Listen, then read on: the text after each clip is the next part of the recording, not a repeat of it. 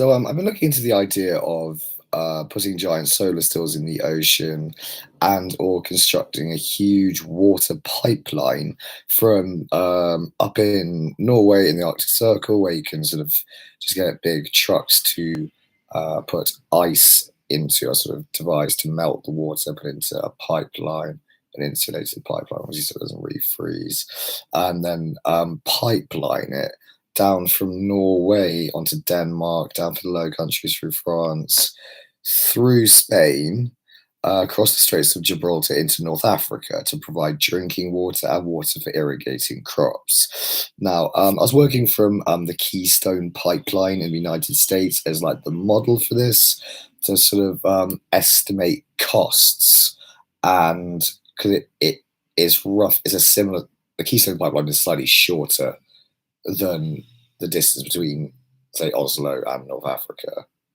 The distance between Oslo and North Africa is about 2,200 miles. The Keystone Pipeline is 2,000 miles long. So, yeah, it's a little shorter Keystone Pipeline. The Keystone Pipeline initially cost $6 billion. Imagine like this project, it would cost 12 billion US dollars, because there's also going to be pipeline all the way along North Africa or more into Saharan Africa, really. And I would ideally like a bigger pipeline than the Keystone Pipeline. But like the Keystone Pipeline, that transports oil, so that's a different substance, obviously, to water. Oil is more viscous. It's I think it's actually heavier than water as well. It might not be actually. I mean, it does float on water, but I think it floats for different reasons. It doesn't. What? It's heavy. Oh, it's lighter than water. Yeah. I mean, I look incredibly stupid now googling is oil lighter than water, but if I'm wrong, I'm going to feel stupid for this review. I think it's due to surface tension thing, not like it's not actually like lower mass. Is oil heavier than water? Weighs less. Ooh, dear. There we go. Yeah. So like, but actually, because of the larger weight, yeah, of water, it would flow quicker, and it is less viscous. You know, it's not as sticky, right? There's oil, so like it would actually flow quicker for a pipeline. Um, yeah, and like obviously that would be a very good way of irrigating the desert. But on this issue of sills and desalinating seawater, I read this morning that in 2020, a team at MIT published a paper in conjunction with the Chinese team, as I understand it, whereby they were like, yeah, created some very innovative looking solar stills that could produce a rate of 5.78 liters per square meter of solar stills, or 1.52 gallons per 11 square feet. And I had to do a little back of the envelope calculation just now to figure out how much solar still you would need, working from Keystone figures, to produce an equivalent amount, or like yeah, how many solar stills you need to produce an equivalent amount of water that could possibly be pumped down using a pipeline. Try saying that quickly while you're drunk. Possibly be piped down with a pipeline. Yeah. So the solar stills, with those statistics, you would need 23 square miles of solar still. Okay. 23 square miles is enormous. 23 square miles is 14,720 acres. I think 23 square miles mapped, because it's about the size of Balmoral estate. I think, yeah, it's really big. Like I don't think there's any single sites of anything that are 23 miles big. Like no military bases, I don't think, are 23 miles. I want to see it on a map though. I want to see what it looks like, because it's big. It's big as images. Mm. So like, yeah, 23 square miles is like enough to cover most of Houston, isn't it? I think, or Detroit. I think like a biggish city, or San Francisco. Yeah, that sort of size, just of solar still out at sea. We can't build San Francisco at sea for $6 billion. We can't. Build that for 600 billion. Some insane amount of money, you know.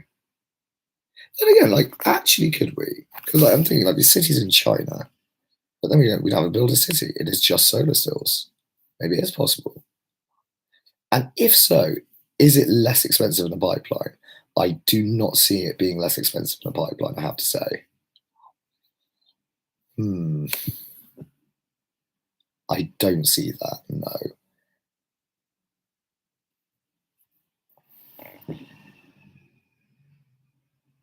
City of Dublin is 122 square miles and its surrounding area. Um, I'd like give you a comparison. 23 square miles. I just like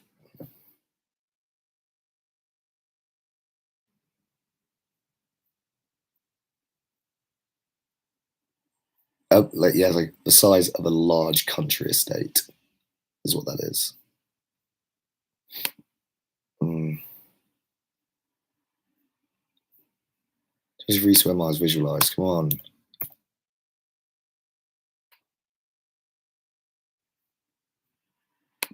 Google Maps area calculator. Come here, bitch. Open. Stupid like Vodafone child lock on the internet.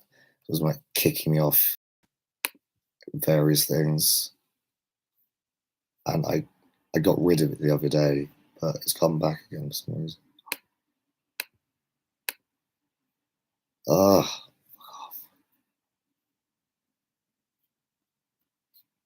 no, I can't go with this. It's a big area. I I'm relatively certain that the pipeline is the cheaper option.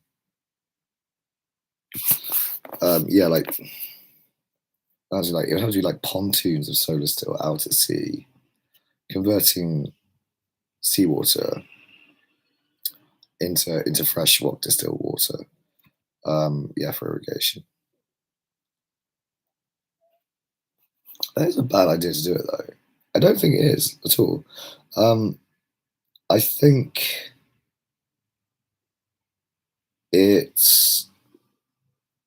I think a pipeline is a better solution, like even for sub-Saharan Africa, like and for Saharan Africa, and yeah, like get a network of pipelines going for the Arctic Circle to Africa. It costs about $12 billion. It's not a bad idea, I don't think. Solar stills will be vastly more expensive, I think, an equivalent solar still model. Not vastly more expensive. It'd be like 50 or 60 billion. That's it. Yeah, that's it. That's a good comparison. Because like these huge canals in China, those are costing 70 or 80 billion. So the solar still's like 23 square miles of them. That's it's more than 6 billion.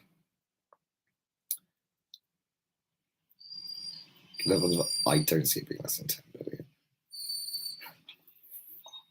This is because I want my idea to, I want my idea, not MIT's idea to work.